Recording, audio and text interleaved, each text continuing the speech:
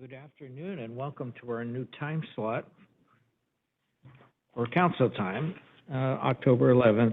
We'll go ahead and begin with public comment, please, on agenda items only. I don't see anyone in the room. How about online?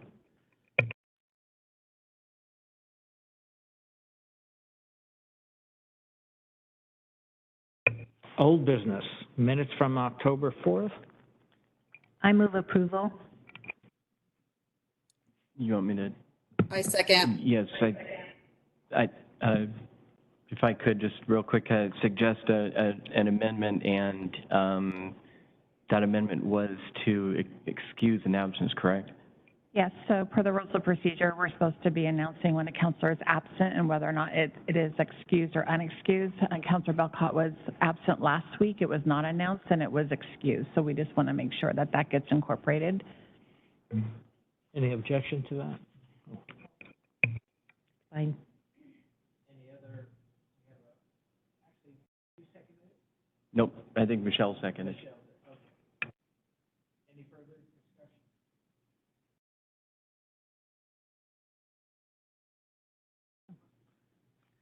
Any further discussion? All those in favor? Aye. Aye. Aye. Aye. I think I heard 4, but I'll ask. Any opposed? Hearing none, the motion carries. Board assignments. And if I can, Counselor Mevaji, if I can note for the record for today, Chair Barman is absent today and it is excused. Thank you for that. So I know we have at least the canvassing board to discuss. Was there any other issue, just that one? And what I understand is you do have a time conflict, and so you pull back your volunteer. Yeah, I will be out of the country, so it'll be hard to be in person. All right. So I just looked directly to Sue. I think you're the only one that hasn't, other than Glenn, that hasn't had the honor and duty. Are you available to do it? Well, I'm just looking at the total committees that I'm on. I think I'm ahead of everyone else, so I think I have to decline. Okay. All right. I'm going to go ahead and volunteer very reluctantly, although it's a really important job. So we'll go ahead and put me down again, and then when your conflict is eliminated, maybe you can volunteer in the future. Perhaps that would be for next year's assignment. I was actually looking forward to it. I was kind of disappointed that. Yeah. All right, so it is, well, it's really by appointment of the chair. And I'm assuming since I'm acting as chair today that, because she's unable to do it. I mean, it is a very complex process. It's in a secure building. You know, everything has to be witnessed. The ballots get passed around among the other canvassing board. There's just no way to do it remotely or in any other way with the process that's in place. So do you think, Leslie, is there any, I mean, we don't have to take a vote on this. I mean, it is by direction. No, you don't have to take a vote. Since you're the vice chair, Councilor Mevaji, you can make that decision on behalf of the chair. All right, so I'll go ahead and assume the duties for the foreseeable future. All right, so going on to new business, we do have a proclamation, National Caregivers, as well as the second one, which is the Runaway Prevention Month. And I did have a few edits to that one, but go ahead, Jordan. Hey, Councilors, Jordan Bogie for the record. Yes, we do have 2 proclamations for your consideration today. The first being for National Caregivers Month, and the second being for Runaway Prevention Month. We both got those from some community partners, and so happy to answer any questions you have about either. And yeah, Councilor Mevaji, you had mentioned you have some thoughts. So starting with 3.1, is everyone in favor of it? Are there any amendments? How about a thumbs up, Michelle? Okay. Okay, so I think that one's good to go. And I had the minor edit I had, in the third whereas, I just wanted, and it's a minor thing, but as a parent, this has been a close issue for me. Runaway youth, the change I'm suggesting is may have been in place of are often, because I don't know how often they've actually been expelled. And then that would cause a deletion of the next have, taking off the past tense of experienced to read experience. So would read, whereas the runaway youth may have been expelled from their home, experienced trauma, struggled to meet basic needs, and it just reads the same throughout. So I offer that minor modification. So I guess the first thing is, does everyone support this proclamation? I certainly do. Yeah, I support it and support the change as well. Michelle? You I have a do as thumbs up? well. Any objection to the slight changes I've recommended? Okay, hearing none, I think if you could just change those few words. Did you get it? Do you want me to hand it to you? I got you. I wrote your edits down. I should be able to get Okay. that to you guys by the end of the day here. Thanks for that, Jordan. And it's nice that we're being more timely with these and getting them published ahead of time. Okay, new business, item 3.1. Oh, we already did that, sorry. Council reports, number 4. We're plowing right through this. Go ahead. Just a quick announcement, and you may have received this as well, but just for the public's benefit, I wanted to let folks know that that the Governor's Committee on Disability Issues and Employment will be holding a hybrid disability town hall meeting Thursday, November 2nd, from 5:30 to 7:30. It will be held right here in the council chambers. And it's an opportunity for people to share their concerns. So thanks for that, and I did have Kristen put it on my calendar. If the other counselors do the same, we just need to know if there's 3 or more, so we can make the public announcement. Glenn, you had a counselor report? Yes, thank you. I've got 2. So the first one was that I had sent each of you an email with some information about a group called Specialized Housing Incorporated. And I have been meeting with them. I've met with them a couple of times, and my hope is that I suggested that they reach out to each of the counselors individual and have a meeting with each one. They've done a lot of good for the community in the past. There's names on there that I'm sure all of you would be familiar with. They're good people. And they've been working for several years now to develop a property in Philida that would be a facility. I think there's about 65 units of very low income to low income seniors would live there. And they would partner with a program called PACE, which from my understanding is operated generally by Providence, but PACE stands for Program of All-Inclusive Care for the Elderly. So essentially what it is it's kind of a one-stop shop for all of the services that our seniors need. And so they either live there, first of all, 65 units, and can get all their services there on site. Anyone that doesn't live there, they will be transported free of charge, of course, anywhere within a 45-minute range. So transported to their meetings at that facility and back home again. This is something I would really support. I hope the other councils would take a look at it and would be supportive as well.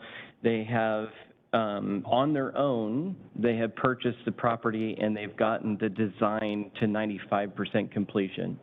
And so they've got preliminary approvals. They are ready to submit for permits, essentially. And they have done very well with funding and reaching out. They've applied for multiple grants and from some state or federal tax credits, and they are short some funding. But I would, before having any discussion on that, I would hope that the council would meet with them and see what this group is about. And I think that if we can help facilitate this and the implementation of this program in our community, it will be a good benefit, and I'd like to see if there are ways that we can contribute to help make the project possible. So look forward to their email, and appreciate you listening to them. And so my second report is the week without driving. So I will say this. So I rode the bus several times with C-Tran, which is my first time in Vancouver being on the bus. I spent 2.5 years in Germany, and I used the bus virtually every single day. So it was interesting to see how it works here compared to how it was. And of course, back then it was 20 years ago. So I'm sure their system has changed substantially. But I will just point a couple things out. One is that I went to pick up my daughter from school, and I needed to take her and I drove there on my scooter. So I've been driving that thing all around town. It's been an interesting thing to begin with. But to get to the school, from the school to my mom's house, I looked to see how long, or how to get there on the bus, and it would take me 37 minutes. Or I could walk in 34. So what we did was we ended up both jumping onto my scooter and slowly putzing down the road to my mom's house. So that was fun. That was a good experience, but it just kind of brings some of this perspective into, if we want people to use our public transit system, it's got to be efficient. It's got to be usable. And this really kind of, I got towards the end of the weekend, there were several times where I could not avoid using a car. And I had to, and, I tried to bum rides off people, and, check to see if the bus would work, and just with scheduling purposes and timing and everything like that, there was no way to do it. So it worked well for me a couple times using the public transit, and I was encouraged by the cleanliness and the friendliness of the drivers and everything. I had great experience on there. It's just a matter of the timing, and the wayfinding was a struggle as well. So I had that experience, and I mean, just, having to ask so many people for rides all the time, and having to limit what you do in a day. I mean, I went to the grocery store once because I got to the point where I absolutely had to. But you avoid, it's amazing how much your life is different without a car. I'll just put it that way. Some things you could probably live with, some things you can't, and some things come at a real significant cost to your quality of life because it consumes your time. And I think time is our most important asset. So, we don't govern our municipal transit system, but they are a partner, and so I'm hope that we can look forward in supporting however we can make that system more accessible to as many people as possible, so that it's something feasible for people to use and not something that they are stuck having to rely on. It'd be nice to be able to choose to go on the bus as opposed to have to take the bus. So just a few of my comments. It was a very interesting experience. They're going to do it again next year if anybody's interested. It's very frustrating, but it is eye-opening. So I appreciated the experience. Well, I certainly look forward to it next year, especially if they allow motorcycles. Kidding. No, thanks for all that. Michelle, did you have some reports? Yes, just that I attended a ribbon cutting a couple of weeks ago at the Philida Park, which is in my district. It was for an all abilities portion of the park that's been in the works since 2004, that involved the neighborhood association, the county, many stakeholders that dedicated their time and effort and their money. It was a really great ribbon cutting. I got to connect with a lot of people in my neighborhood. And it's just an awesome park. The kids had a great time after the ribbon cutting, and I highly encourage anyone who's in that area to check it out. It's a great park and well needed and well welcomed. Thank you. Briefly, we had an ECHO meeting, and the prime presentation was on childcare. And I certainly have been receiving emails, especially through the pandemic, when everyone's life was disrupted and care became really acute.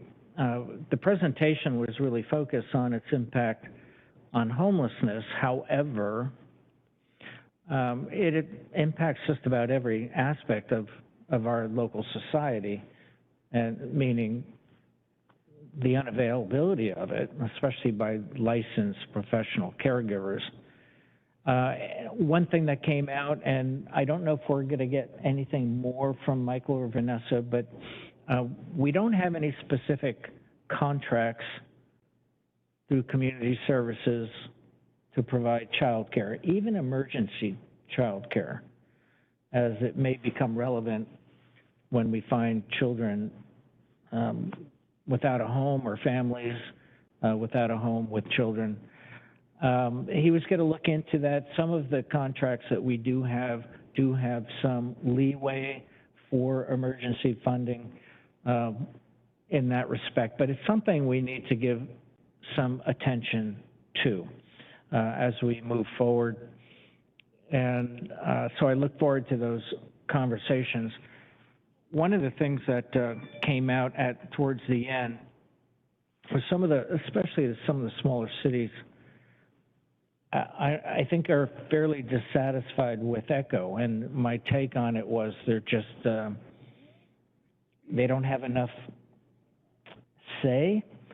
They're not seeing the benefit of the discussions. And I hope to have a discussion with Vanessa and Michael to see if we can articulate that. But for the rest of the council, I just want to remind you, number one, we have our legislative session coming up, and we're going to do some brainstorming with our consultants, our lobbyists. But we're also joining, and it's in the works, with Vancouver's lobbyists and the City of Vancouver councilors, with ECHO invited. So I'm hoping that the additional smaller city councilors or mayors may feel a little bit more involved, even though the county and the city will be primarily, I would think, leading the discussion because we have the lobbyists. But hopefully it's an idea where everyone can give input, and that's what we're encouraging. And that's the benefit of ECHO. If any of you have missed that, we expanded. Years ago, it was only a counselor or two from the county and a counselor or two from the city would sit on the Council for the Homeless, and that was about the only connectivity. So we've expanded it to all the stakeholders and then expanded it to the cities beyond Vancouver, so that everyone could make requests for information, which they have had and we have responded to from document recording fees on.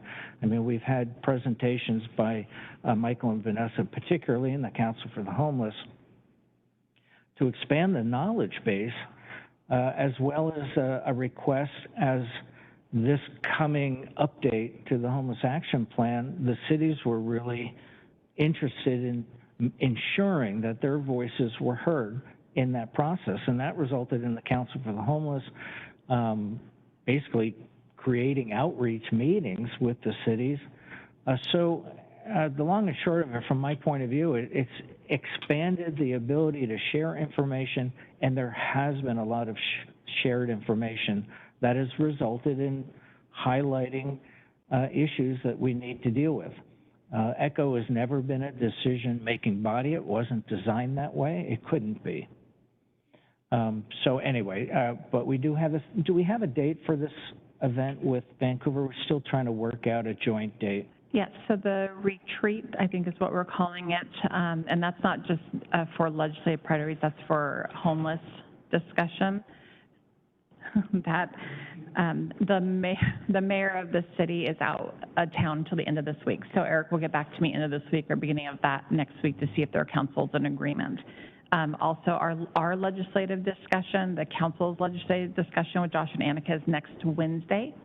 And then I believe the next ECHO meeting will include Josh and Annika and the city's legislative or lobbyists as well to talk about legislative priorities at that time during the ECHO meeting. Perfect. I think that we can make some real headway at that meeting with and since I've been here, I can't recall a single joint meeting we've had with the City of Vancouver councilors, at least not all of them at once. Any comments on that? Otherwise, that concludes my council report. I would just say thanks for raising that, especially childcare. I think that's a need for people who are experiencing homelessness, but it's a much broader need in the community. So thank you for bringing that up. Yeah, I'd just like to echo that. I mean, we've had a presentation here. I've been to a couple kind of private events and then sat through that one yesterday, and it is a major hole. So definitely we should work with our lobbyists to work the state for some funding for some programs that need to take place. So yeah, thank you for bringing that up. Super. Work session requests. Yes, we have two in front of council today. The first one is from community planning. This is regarding fire district impact fees code amendments. If council recalls, the fire districts came before council 2 times. The second time, the council did not say, yes, we are in support. What council said was, yes, we're in support of you going through the process to look at the code and look at the fire impact fees. Right now, it's currently not in our code. The Planning Commission, this has already gone before them, and it had a 4-2 approval in September 2023, September 21st. The desired result for this work session is to allow for potential future adoption of fire impact fees and to get council's answer questions, get feedback, and then if approved, we will move this forward in the process.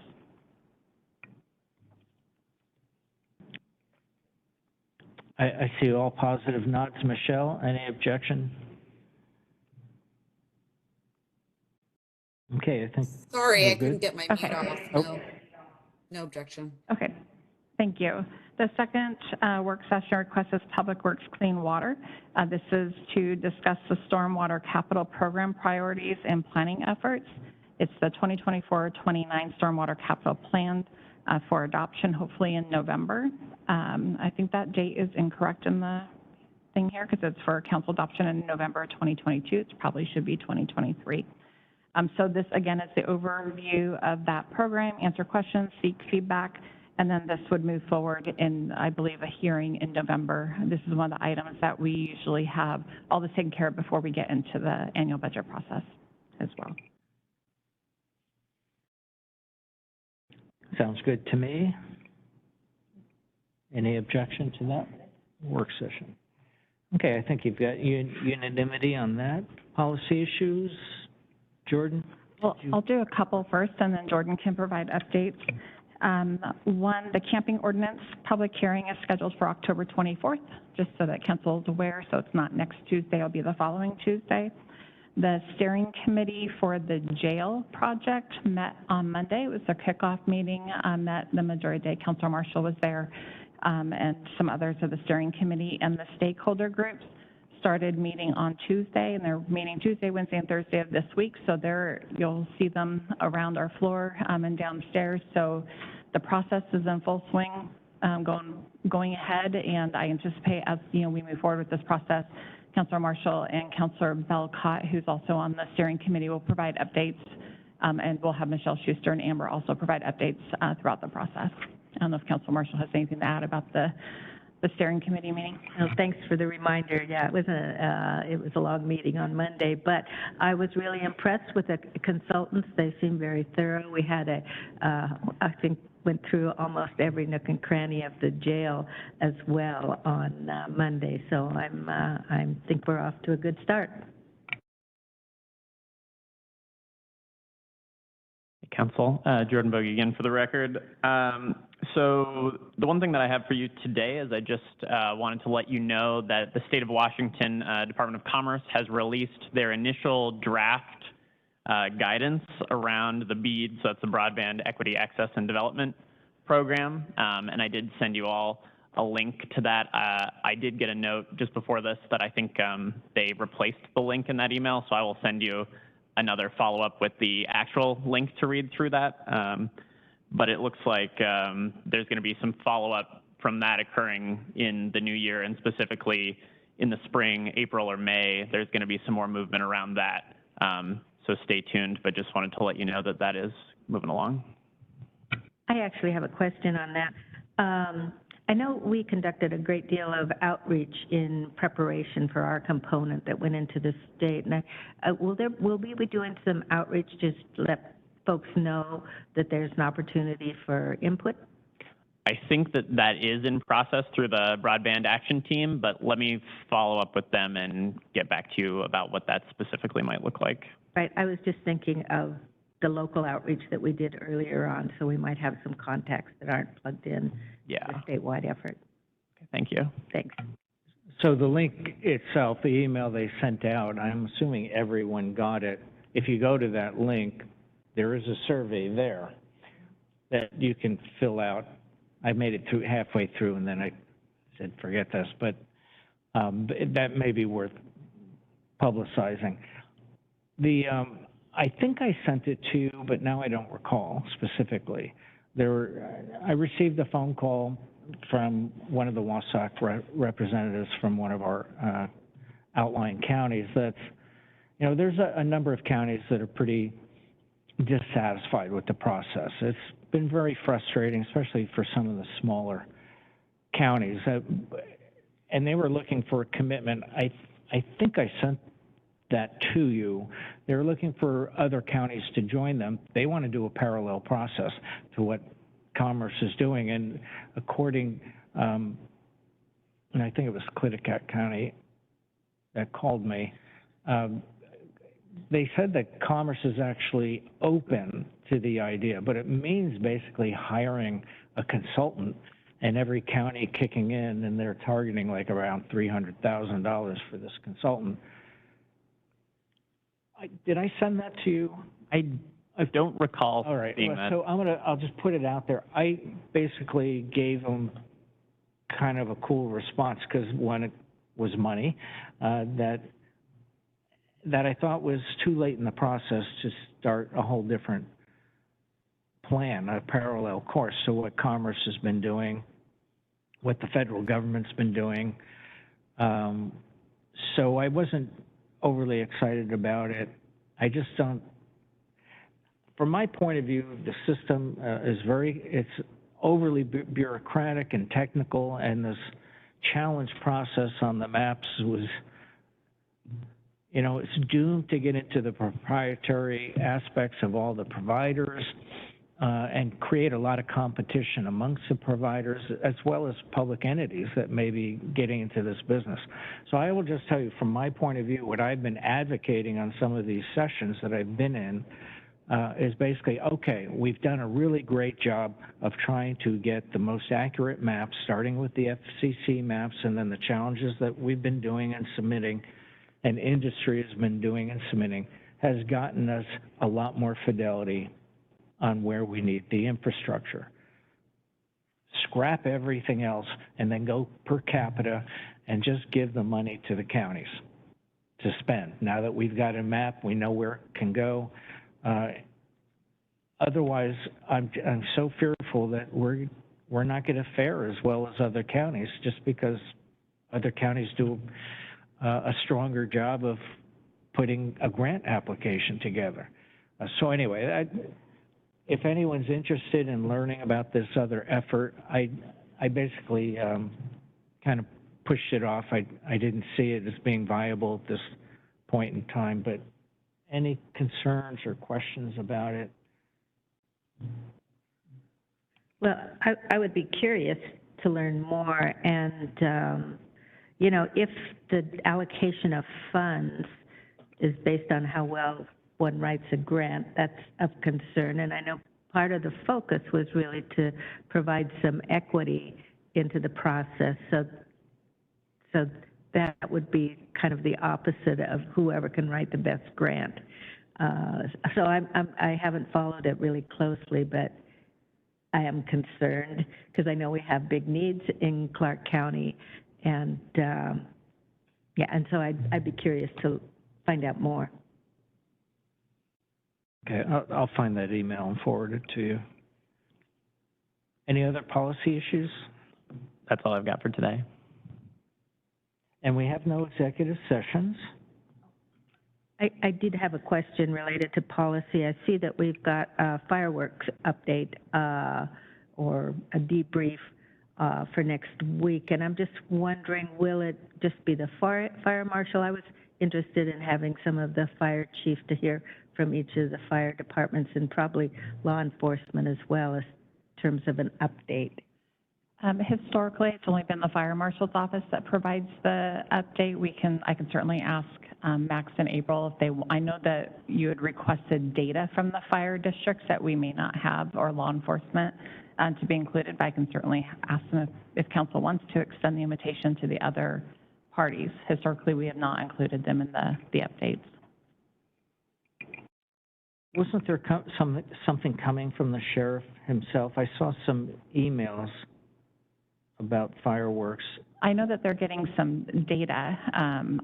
He's out of town this week.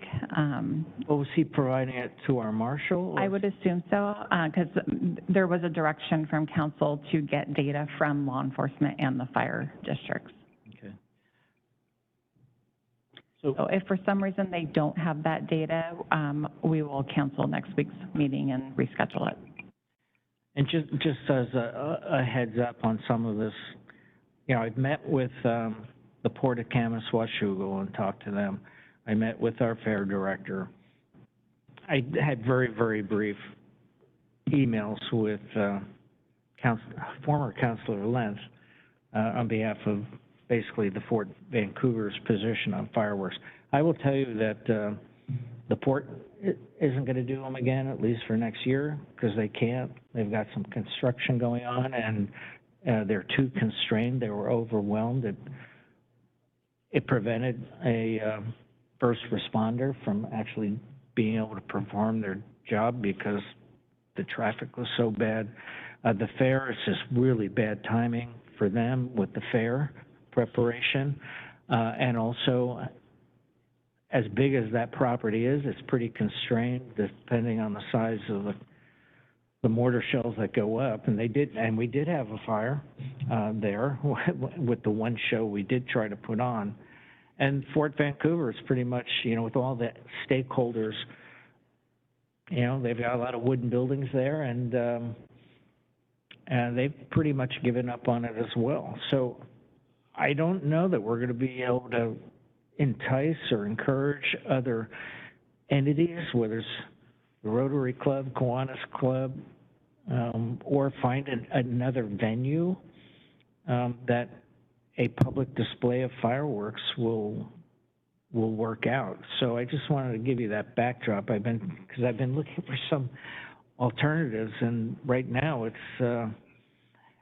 about how I left it with the people that I've talked to is maybe at some point we'll get them all around a table and see if they can brainstorm as to how we could all unify and provide a public display of fireworks, hopefully somewhere along the river, which provides a lot of fire security. But, you know, even if we held that conference tomorrow, you would have no public fireworks display next July because it takes it takes a year of planning and lead time to get it to make it happen. Anyway, I just wanted to give you that background. Thanks. My primary interest is just understanding the full impact of what we're allowing right now in terms of public safety, a fire hazard. If, you know, a concern I have is if all the first responders are all out, if, you know, somebody has a heart attack, are they able to respond? There's other emergencies that could come out, how much it's extending our resources to respond to the fireworks that we currently are allowing. So mostly just what is the full impact to get a good idea about that.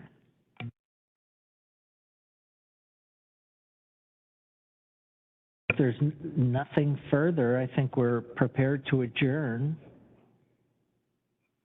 Hearing nothing further, we are adjourned.